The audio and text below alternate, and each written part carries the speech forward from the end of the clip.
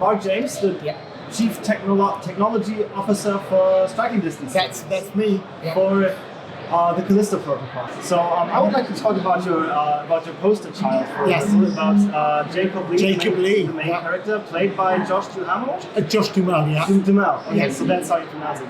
So his character looks scarily realistic in many sequences. Yes. How much work did flow into that to get this look? Incredible. One of our 5 tech pillars when we started the game was realistic, believable humans. Right. We started that. We went all the way back to basic film techniques of how they create digital humans in film. We have a technology called OLAT, which is one light at a time. So we put people in big cages. We show different lights on their skin to create the whole facial representation and how light behaves with different texture surfaces.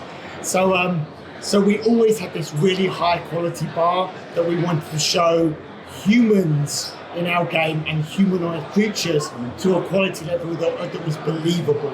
We took a lot of things like medical reference to look at how skin behaves and things as well, to actually take a realistic view towards the biophage, which is what we call our monsters in our game. And we wanted them to appear that they had changed in a way that was believable as a human, that was believable as an infection of a human. So you're still looking at like the human body and its mutations in real life and its qualities. Absolutely. Right. And we want these things they're not aliens, they're not the undead, they're mutated humans. Right. And so we want them still to have that human quality when you see them. Everything's got a face, even our rushers, which is our spider-like objects, the enemies that are in our game, even those have a face. I did a little bit of stalking on your professional past, on your background. Hopefully you just looked at the good stuff. And this is apparently one of the very few horror projects that you have worked on. I'm a huge fan of the genre. I actually, I'm a huge researcher of the psychology of horror. Right. It's actually, I read a lot of books on the subject.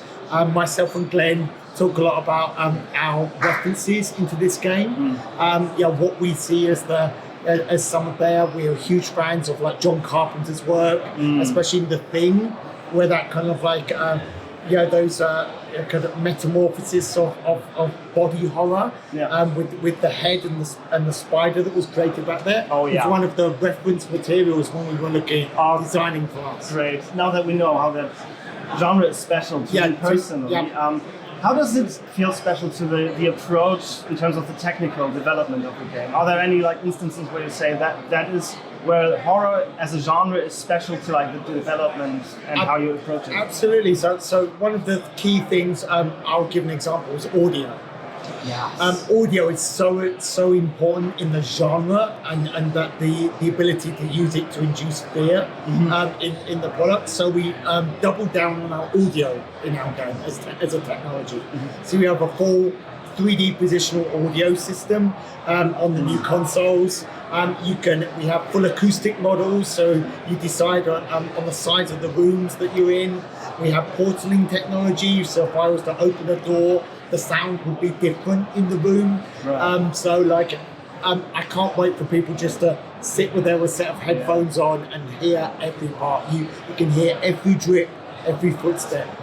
Glenn actually says himself, he thinks that audio is 50% of the horror experience. How does developing a horror game change the vibe in the studio in developing? So we talk about horror engineering a lot. What horror engineering means is that you are placing the fear in our game. You're providing different types of fear. Right. So some people might have a fear of falling, might have a fear of claustrophobia, and we're providing different fears at different times in our game. So we build up to those fears. It's like a pressure valve sometimes. You build the pressure to suddenly you have a scare moment and then you release the pressure again, and then you build. And so this kind of a structure in our game is very different to other genres, because if you constantly just scare the player, they become immune to the scare in the end. It's about the build-up and the representation to that final scare moment that's part of horror engineering. The biophage actually change the way they behave and change the way they attack you depending on the way you attack them. Okay. So it's a really good example. If a biophage has seen a number of other enemies killed, they will actually sometimes run away from you, and they'll go into a vent, and then they'll work out a different way of attacking you without you seeing them. Oh my god! Okay, Yeah, that sounds morbid, but I love it. It's terrifying. The enemies are unpredictable in that way, and again comes back to this horror engineering. The unpredictability of a scare is part of that scare. You don't know when it's going to come. You can have that kind of there. Some of them are very scripted, you know, depending on when we want to terrify the player. Others are less predictable, so you never know. You never feel safe. You always feel vulnerable in our game. Are you going to like use every weapon that is available in the game during? You will constantly in any engagement. You will probably use everything available to you. Are there any mechanics that you're really excited about that we haven't seen yet? I think later on there's some different enemy types that really challenge the mechanics you've seen. Thank you very much for your time. Thank you.